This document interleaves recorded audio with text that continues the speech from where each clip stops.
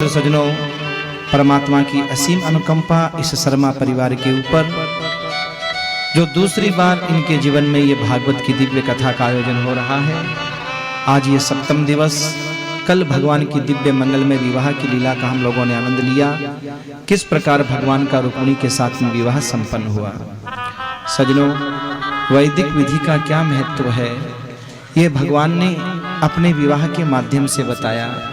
रुक्मिणी जी को लाने के बाद आधे द्वारिकावासी कन्या पक्ष के बने, आधे वर पक्ष के बने और बड़े धूमधाम से विधि विधान से महाराज विवाह संपन्न हुआ। बहुत ही आनंद के साथ विवाह संपन्न हुआ। सज्जनों देखो, आज हम विवाह शादी में मुहूर्त का ध्यान नहीं रखते। हम फेरे आदि में महाराज केवल नाचने कूदने में रह जाते हैं और यही कारण है कि आज के बच्चे जीवन भर नाचते रहते हैं। रिश्तों में प्रेम नहीं है, रिश्ते टूट रहे हैं। देखिए भैया, विवाह का मतलब है दो वर और वधू को एक करना, उसका नाम है विवाह। एक कन्या एक पुरुष, वो दोनों एक हो जाएं, दोनों के मन एक हो जाएं, दोनों के भाव एक हो जाएं, दोनों के विचार एक हो जाएं, उसका नाम है विवाह। एक होता है विवाह, एक होता है विवाह। एक में आह होता है, एक में वाह होता है।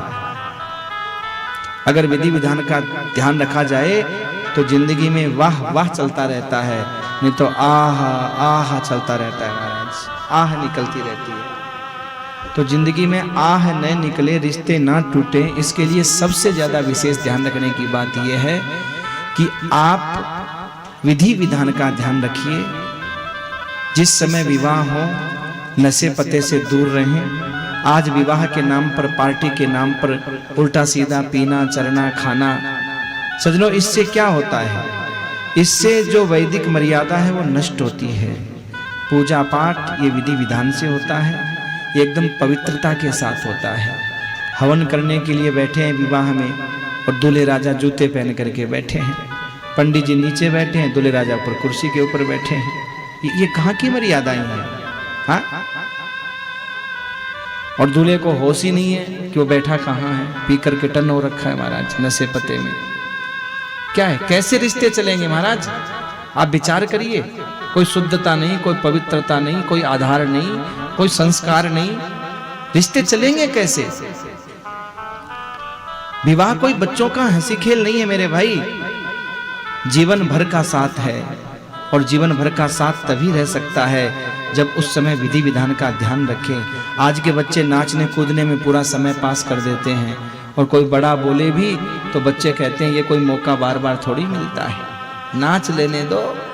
अरे पगले, ऐसे ही रहा तो जिंदगी भर नाचता रहेगा। हाँ, अभी तू सबके सामने नाच रहा है, फिर घरवाली के सामने नाचेगा। हाँ, इसलिए विधि विधान का ध्यान रखना चाहिए। भगवान ने इस बात का बहुत महाराज यहाँ पर जोर दे करके हम लोगों को बताया है। इसके बाद भगवान की एक संतान हुई। सुखदेव जी महाराज कहते हैं, परीक्षित, कामस्तु वासुदेवांसो दग्धः प्राग रुद्रमन्युना देहोपपत्तये भूयस्तमेव पत्यपद्यतः।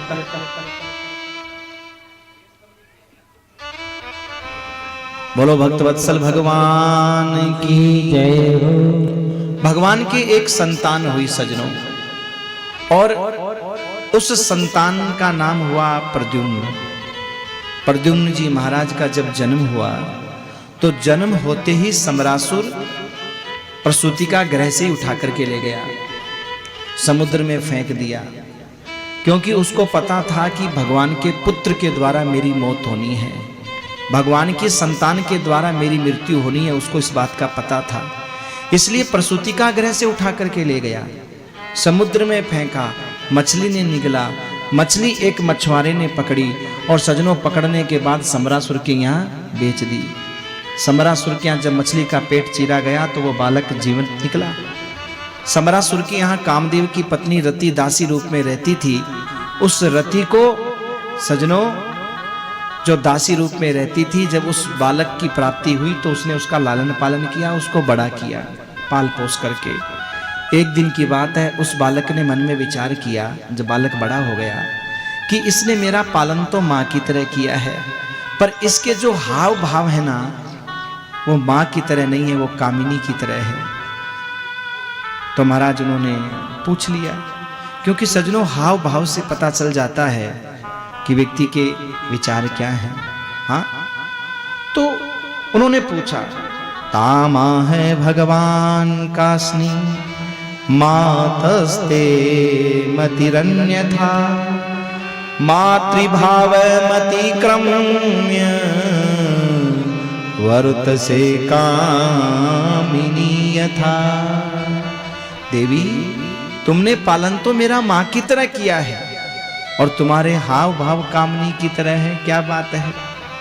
तो उस देवी ने कहा, हे भगवान, मैं आपकी माँ नहीं हूं। तो फिर भगवान नारायण सुतः संबरेना हृतो गृहात् अहम ते धीकृता पत्नी रति कामो भवान प्रभो। हे भगवान, आप भगवान नारायण के पुत्र हो और समरासुर ने आपका हरण कर लिया और मैं तो आपकी अनादिकाल से पत्नी रही हूं, अनादिकाल से। महाराज, आज जब पता चला कि आज जब पता चला कि समरासुर के कारण मैंने अपने माता पिता का प्रेम प्राप्त नहीं कर पाया, तो प्रद्युम्न जी को बहुत क्रोध आया और क्रोध में आकर के समरासुर को ललकारा और समरासुर का अंत कर दिया। सजनों, ये कथा क्या संकेत कर रही है कि जीवन में मौत से कितना भी बचने का उपाय करो, पर मौत जब जैसे जहां आनी होती है ना, आती है मेरे भाई। मौत रुकती नहीं है, जब जहां जैसे मौत आनी होगी वो आएगी। महाराज, बहाने हैं और बचना हो तो महाराज परमात्मा के पास में कोई बहाना नहीं है। बचाना हो भगवान को तो तुरंत बचा देते हैं और नहीं बचाना हो तो 100 बहाने हैं मेरे भाई। जब ऊपर वाला किसी को बचाना चाहे तो दुनिया की कोई ताकत नहीं जो मार दे, और ऊपर वाला मारना चाहे तो दुनिया की कोई ताकत नहीं जो उसको बचा ले।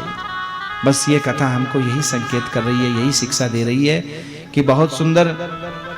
आज समरासुर ने अपनी मौत से बचने के लिए कितने पाप किए, लेकिन एक भी पाप उसके काम नहीं आया। आज उसका अंत हो गया। भगवान नारायण के पास में, कृष्ण जी के पास में जब बालक पहुंचा है, बड़ी प्रसन्नता हुई है रुक्मिणी जी को। रुक्मिणी जी ने हृदय से लगा लिया है।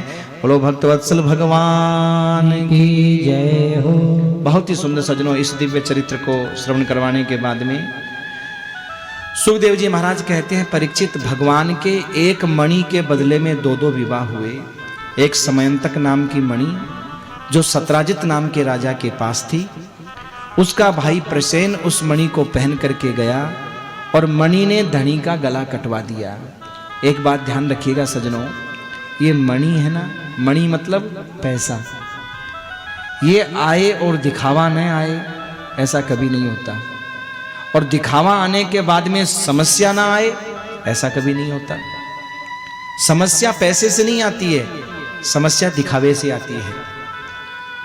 और सजनों, मणि आने के बाद दिखावा आता ही आता है। पुराने जमाने में क्या होता था, लोगों के घर में सोने की ईंट होती थी और रहते थे एकदम साधारण, पहनते थे एकदम साधारण, चलते थे एकदम साधारण।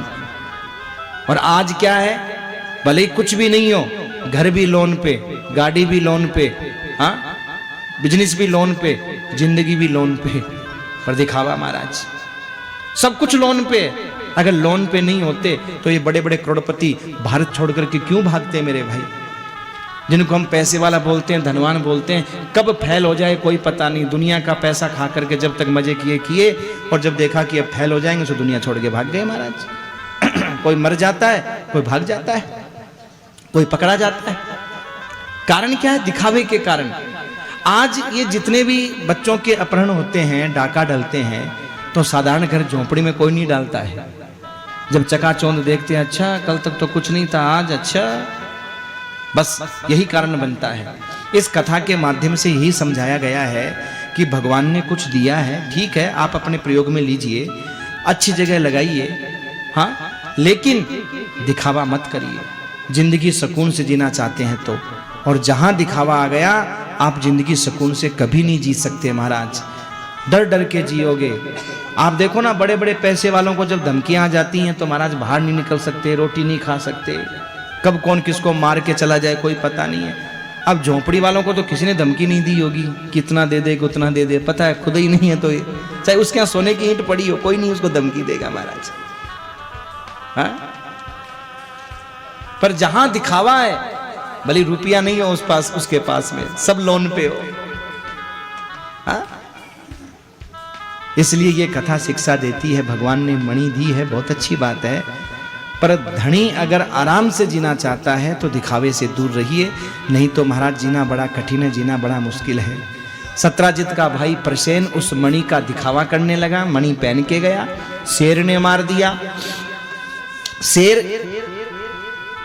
को जाम्बवंत जी ने मार दिया। जाम्बवंत जी ने वो मणि अपनी बिटिया को दे दी जाम्बवती को, और सत्राजित ने कलंक लगा दिया भगवान द्वारिकाधीश के ऊपर।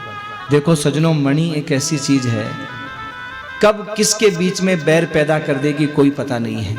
इसलिए मणि के मामले में बाप बेटे को, भाई भाई को, इष्ट मित्र को सावधान रहना चाहिए। पैसा कब दुश्मनी पैदा कर दे कोई पता नहीं है। इसीलिए कहावत है ना कि हिसाब किताब तो बाप बेटे का भी होता है। इसीलिए कहावत है मेरे भाई, ये दुश्मनी पैदा कर देता है, बैर पैदा कर देता है। आज 99% बैर संपत्ति को लेकर के ही होते हैं। इसलिए ऐसा बैर हमारे जीवन में कोई ना पड़े, इसके लिए सावधान रहना चाहिए। हमेशा भाई भाई के प्रेम को तवज्जो देनी चाहिए, क्योंकि संपत्ति तो आती है और चली जाती है, पर प्रेम एक बार टूट जाता है तो वापस जुड़ने वाला नहीं होता। संपत्ति तो आएगी चली जाएगी, हारी में, बीमारी में, तेरी में, मेरी में, कहीं चली जाएगी संपत्ति, आ भी जाएगी चली भी जाएगी, लेकिन प्रेम एक ऐसा है जो एक बार चला गया तो लौट करके वापस नहीं आता महाराज।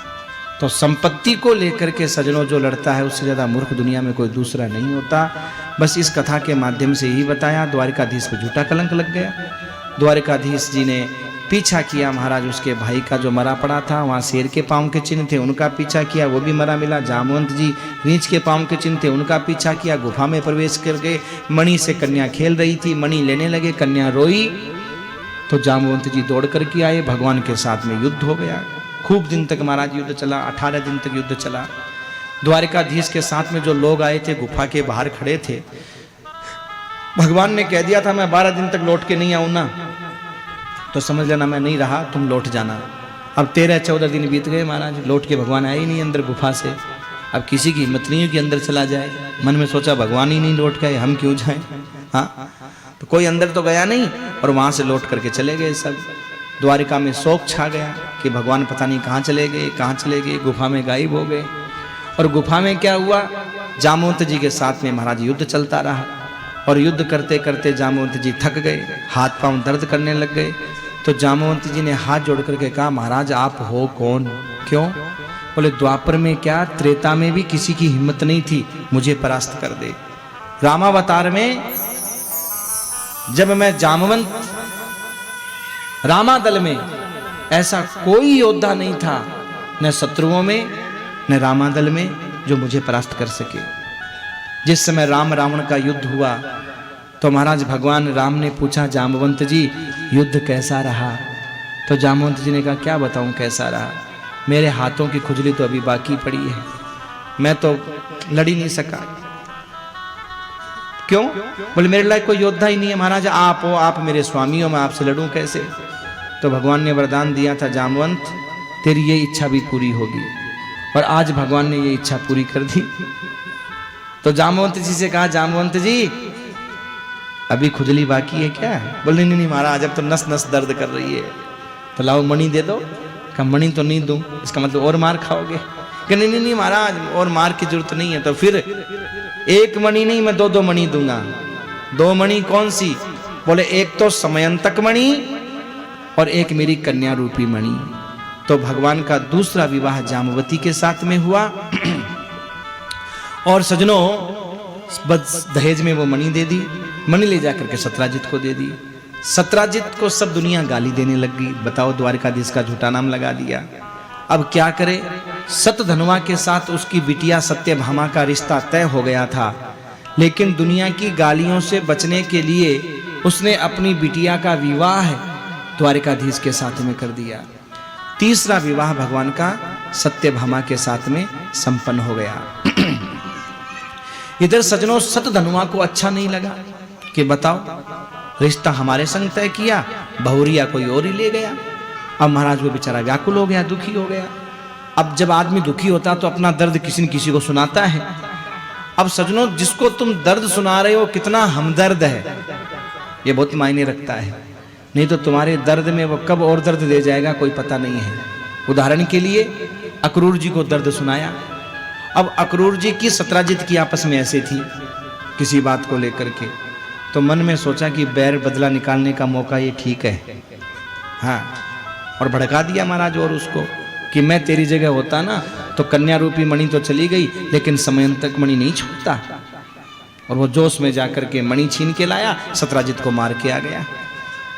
और जब भगवान उसका पीछा करने लगे और वो अक्रूर जी के पास आया तो अक्रूर जी ने हाथ खड़े कर दिए, भैया मैं तुझे नहीं बचा सकता, तेरे चक्कर में कृष्ण से बैर लूंगा, मोल लूंगा क्या मैं।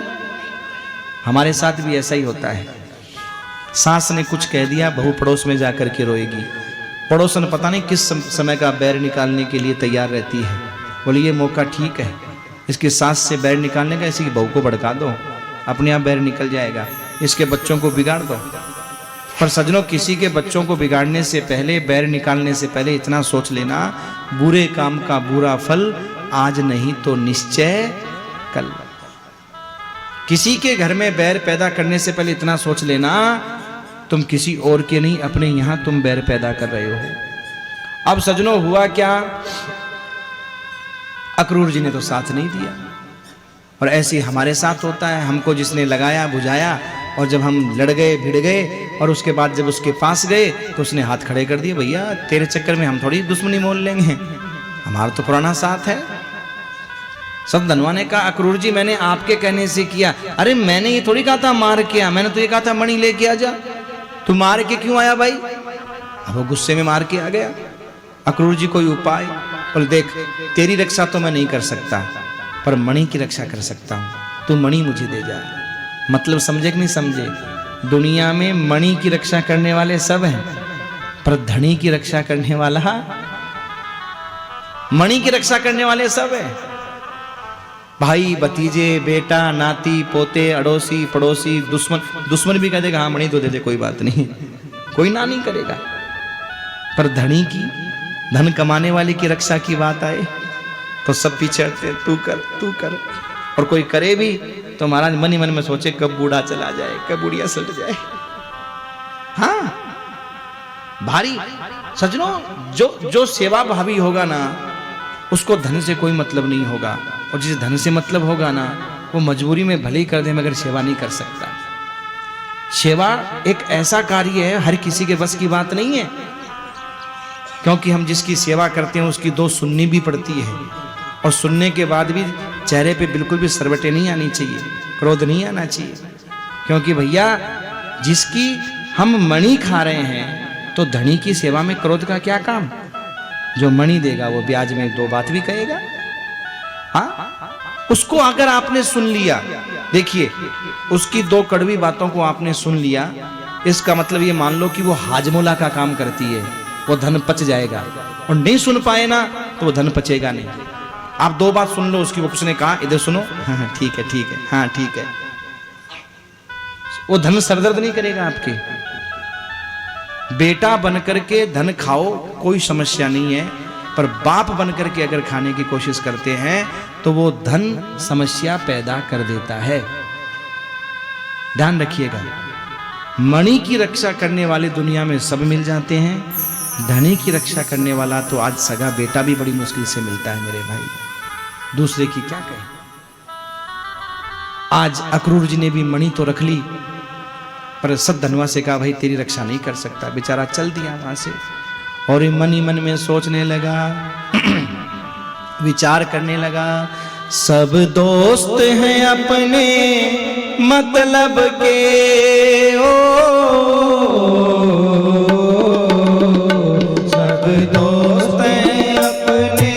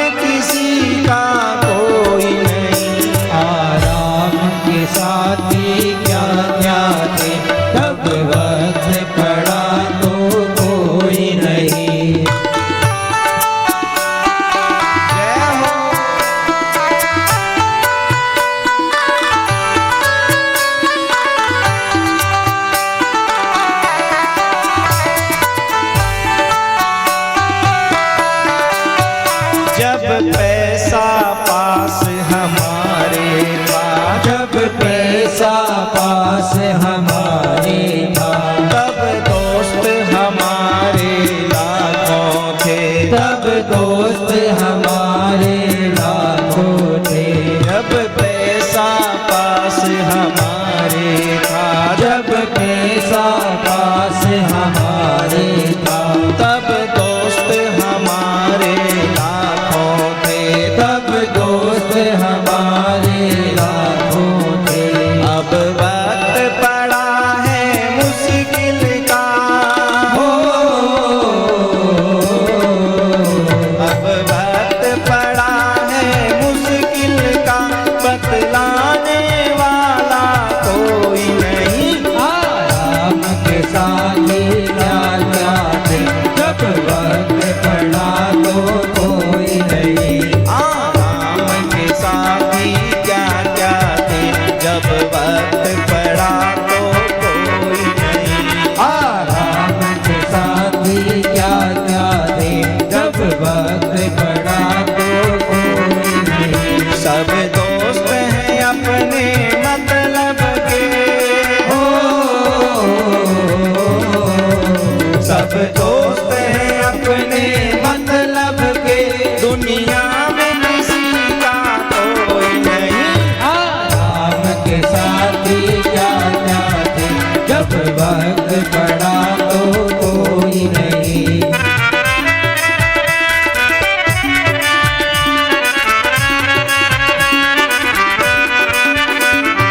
जय हो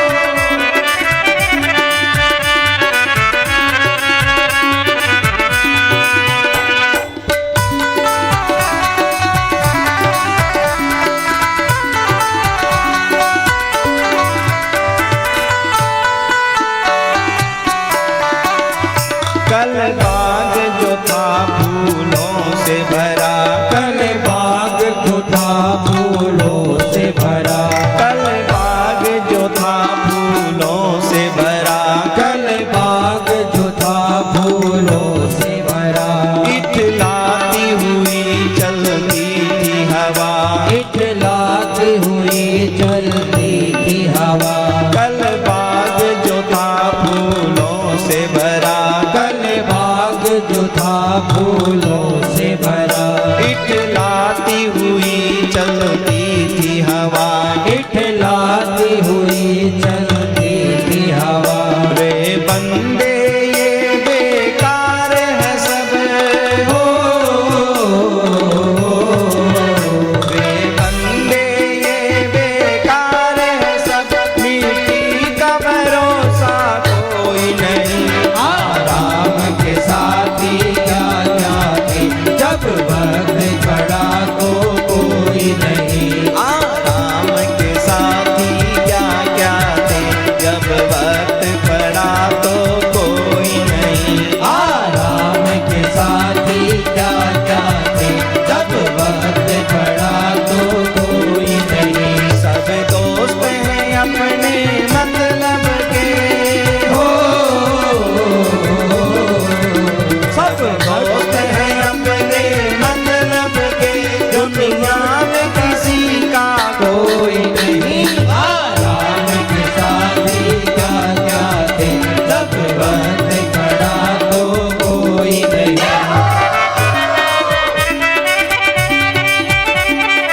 जय हो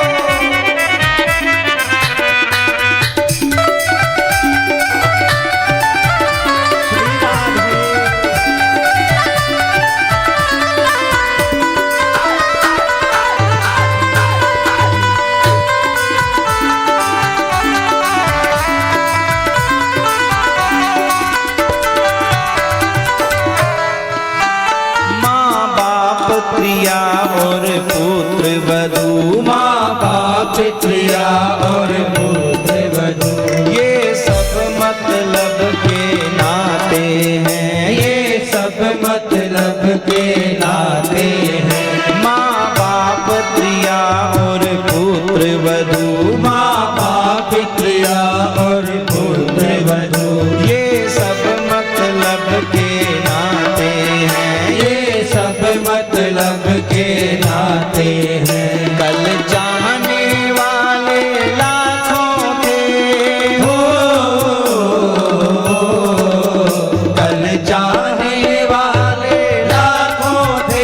अब पूछने वाला कोई नहीं। आराम के साथी क्या क्या थे, जब वक्त पड़ा तो कोई नहीं। आराम के साथी क्या क्या थे, जब वक्त पड़ा तो कोई नहीं। आराम के साथी क्या क्या थे, जब वक्त पड़ा तो कोई नहीं। सब दोस्त हैं अपने मतलब के, ओ सब दोस्त हैं अपने मतलब के, दुनिया में किसी का कोई नहीं। आराम के साथी क्या क्या थे, जब वक्त पड़ा तो कोई नहीं। जय जय श्री राधेश्याम। आराम के साथी क्या क्या थे, जब वक्त पड़ा तो कोई नहीं। सब दोस्त हैं अपने मतलब के, दुनिया में किसी का कोई नहीं। दुनिया में किसी का कोई नहीं। जब पैसा पास हमारे था, तब दोस्त हमारे लाखों थे। अब वक्त पड़ा है मुश्किल का, बतलाने वाला कोई नहीं। आराम के साथी क्या क्या थे, जब वक्त पड़ा तो कोई नहीं।